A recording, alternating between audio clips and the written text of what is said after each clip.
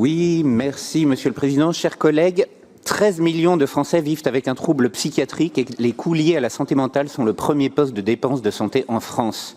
Ainsi, le Premier ministre a déclaré vouloir faire de la santé mentale la grande cause nationale de 2025. Il serait temps, car tous les chiffres sont au rouge et tous les professionnels du secteur ne cessent d'alerter sur la dégradation de la santé mentale des Français depuis la pandémie. Cette dégradation concerne particulièrement les adolescents et les jeunes adultes dont les recours aux soins d'urgence pour troubles de l'humeur, idées et gestes suicidaires n'ont pas cessé d'augmenter depuis 2020. Dans une récente enquête de Santé publique France, un quart des lycéens interrogés déclaraient avoir eu des pensées suicidaires au cours des 12 derniers mois.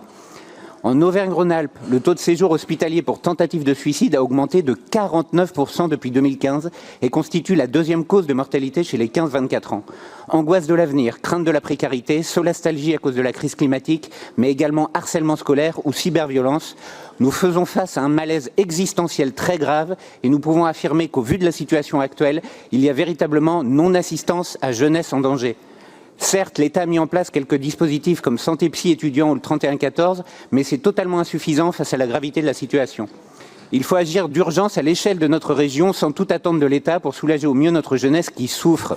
En région Occitanie, par exemple, un plan jeunesse a été adopté en 2023 dont une large part est consacrée à la santé mentale.